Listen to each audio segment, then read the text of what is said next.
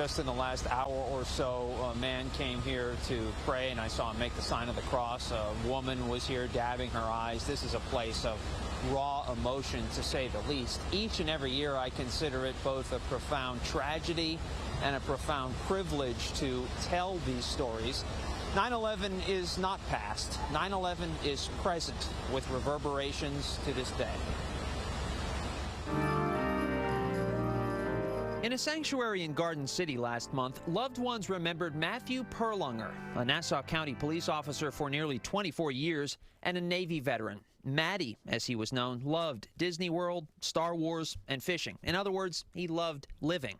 But after a 4-month battle with cancer that ravaged his back, spine, and brain, the result of 85 hours spent at Ground Zero breathing toxins while he helped in the search and recovery effort, he died. He was just 50 years old. I love you, Dad, and I will always be your Emma Doodles. Who could have predicted that when planes hit the Twin Towers, the deaths would endure for days, weeks, months, years, yes, even decades? Matty died on August 4th, a month and a week before the 20th anniversary. Nassau County Police Commissioner Patrick Ryder posthumously promoted him to detective first grade. Where there is hatred, he would bring love and service. He is the definition of what service means. And a definition of 9/11's consequences, some foreseen, others not. Matt Bocci was in 4th grade, 9 years old on 9/11. His dad, John, worked at Cantor Fitzgerald on the 105th floor of the North Tower. John loved nice cars and watches and chomped on the ice in his drinks, which annoyed the heck out of his wife, Michelle. On that morning, John called Michelle. He says, Michelle, playing at the building, do you have the TV on? And she said, she's about to go turn the TV on, and she's like, John, this better not be some sort of sick joke, and the line cuts out. Husband and wife tried repeatedly to get back in touch. After what seemed like an eternity, they did. Finally, he gets through to her one last time and tells her goodbye. He says, Michelle, I don't know if you can hear me.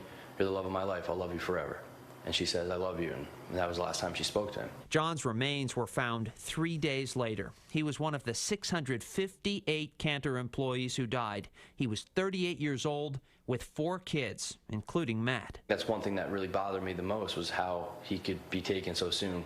Someone who was so full of life, and I think that they must have needed him up there. Matt became obsessed with how his dad died. He wrote about his experiences in Sway, the first memoir authored by a child of 9/11. He tells of a downward spiral that he says included sexual abuse at the hands of an uncle and years of drug addiction. I did everything under the sun.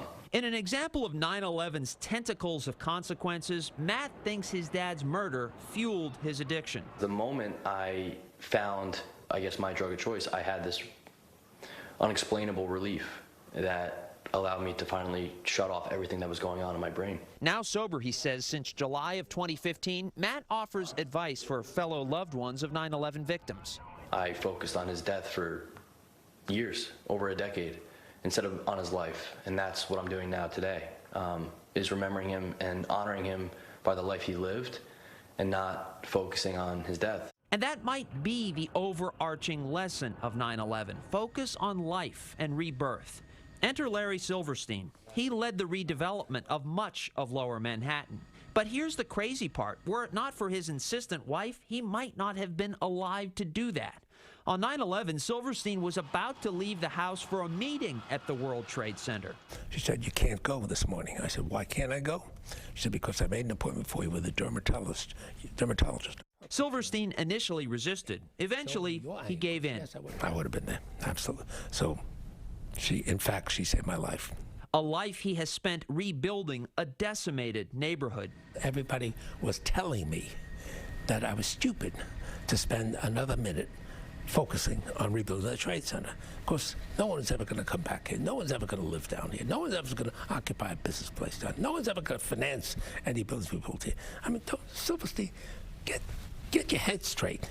Get the hell out of here. He stayed and rebuilt 7 World Trade, 4 World Trade, and 3 World Trade. 2 World Trade is still to come. The one thing you should not do is bet against New York, because New York always comes back bigger, stronger, better.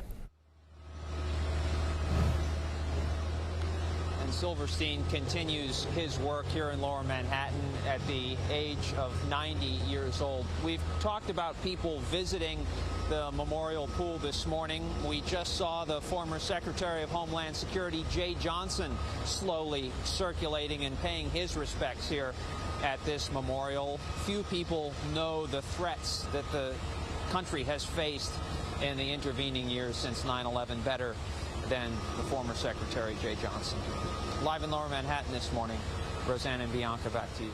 All right, so many stories to tell, and we will be here tomorrow, 8:30, bringing you coverage from Ground Zero.